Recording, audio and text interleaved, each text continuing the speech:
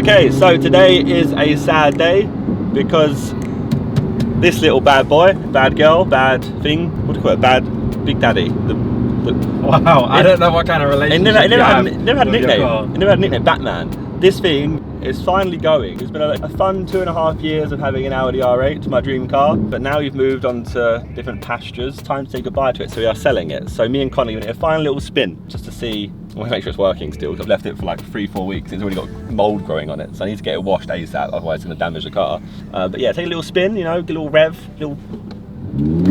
Jesus, come on. That wasn't even, I didn't do anything, I went like 10 miles an hour. Where are we going, by the way? To the place where we announced had this car in the first place. A special Frankie and Benny's car. You know, it's a great little spot. We used to come here for dinner every once in a while.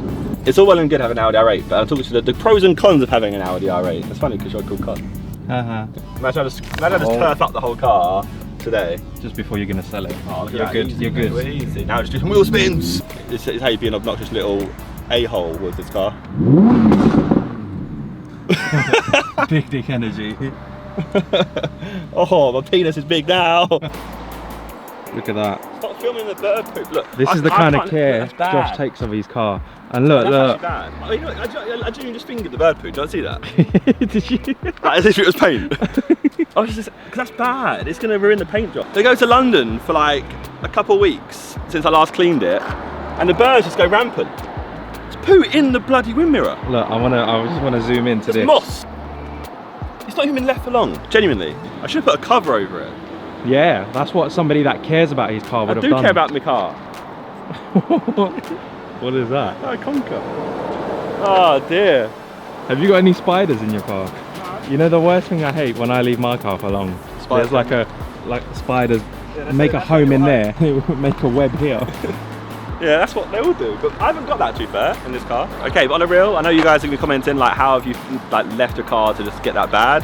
Don't worry, I'm gonna get it properly clean, detailed, valeted, inside, outside.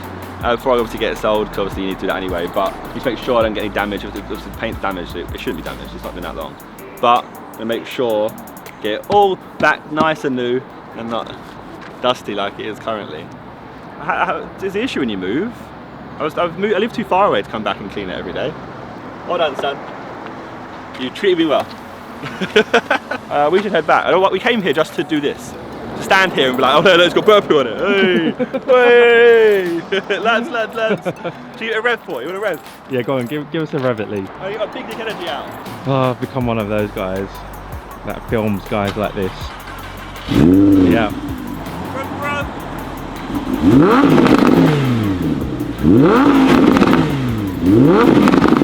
You feel cool now? I've got a big willy.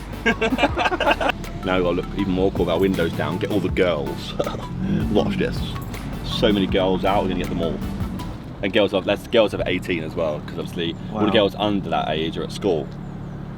So it's fine. Why are we going into this? I don't know. It's 2019, I have to say that. I'll meet you back at home and talk about the pros and cons of having an Audi R8, eh?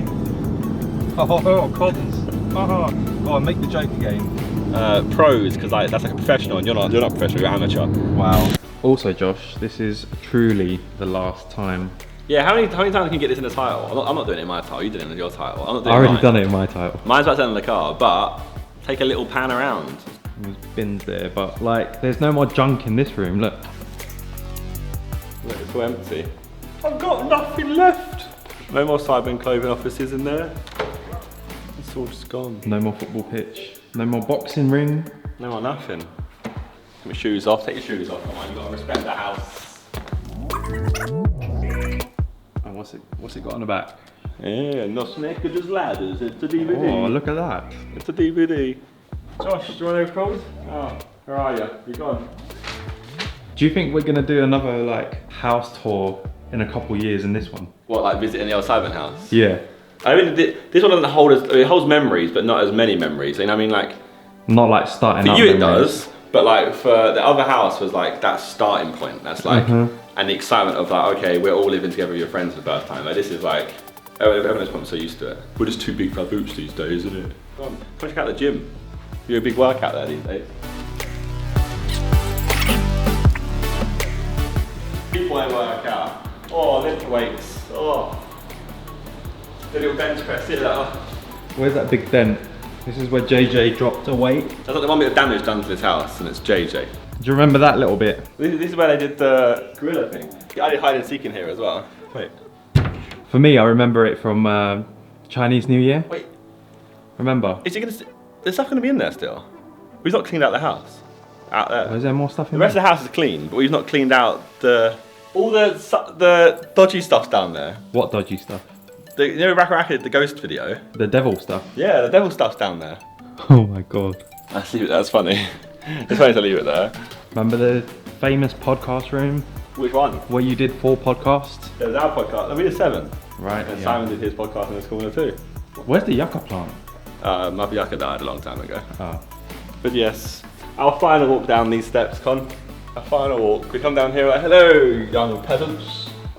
That's it really, nothing else to show you. It's a sad, sad situation. Okay, so just got in from the gym. Obviously earlier today I went to the house as you saw and drove the Audi R8 for the last time. And I said I would do a pros and cons of owning the Audi R8 for like 2 years that I've had it, or 2.5 years that I've had it. Just I think it's an interesting perspective to hear from, other than just like, oh yeah, like I got this car. So first off, right, we go for the pros. Obviously the car is insane. Like, I mean, anyone who loves cars, or knows anything about cars, you'll know that it's just an insane car all around. Like, I could read out specs constantly to you, because that car is nuts. Like, 0 to 60 is ridiculous. Obviously, like, you can really do that much in the UK. You can't really drive that fast in the UK because the speed limit's everywhere. But if you take it to a track, 0 to 60 is insane. The sound it makes every time you start it up is like, it's just mad. Like, you can basically spit fire. You can spit fire if you want it to. I mean, like, Ethan's car spits fire, but that one spits fire as well, and it's just great. On top of that, if you're someone out there who likes to flex, then obviously it's a great car to flex with. I'm not really big as a flex, that's why it took me like a year to even show the car. Just so I didn't want to come across like, oh look at me, I've got an Audi R8. It's more a case of just showing it to show like, here's the achievement that I've made. I set this goal when I was a kid, when I was like 14, 15, even when I was 16. When I first started YouTube, I was like, I would love one day to get an Audi R8. And it's very unachievable, but I would love to set my sights on that. That whole saying of shoot for the moon, if you miss, you're amongst the stars. So shoot super high in life, try and get the biggest things in life. If you don't get there, you at least, the work rate and stuff you put in, the things you put in place to get there, means you end up about here, which is still really high and higher than you ever would get if you aimed lower. It's a random saying, little quote for you. But obviously, like I said, it's my dream car, and it's a car I always wanted. And on top of that, things like, it's comfortable to drive. Most supercars, you'll find people don't like them because they're really uncomfortable and like they hurt your back driving them. Where this one, pretty fine, love that. Long distance journeys and that. Did like 3-hour drives, and that was fine. Okay, so the big part I want to talk about obviously is cons. Now, the obvious ones kind of out there if you think about it is it's a big car and it's in the UK. And if you live in the UK, you'll know that UK parking spots are getting smaller and smaller. You go to places like Stratford, or Westfield Shopping Centre, try and get an Audi R8 into one of those spots. It ain't happening. If you go to like a normal local Sainsbury's or a local like whatever, the spots are so small that if I get in, I have to squeeze out of the door, and you have to trust either side, so whoever's on either side of you, to not open their door straight into you. Because like, honestly, like the times when I've got out of the car and I've had like this much space. Can you see off screen? I'm off screen.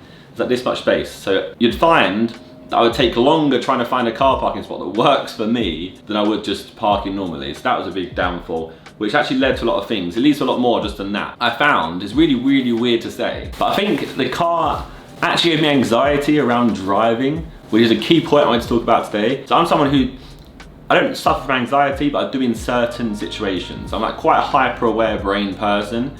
So like when I used to go on holiday, I'd get super worked up about it and get super anxious to the point of like, I'd be shaking, I'd have sweats on, just because I'm stepping away from work, and I hated that.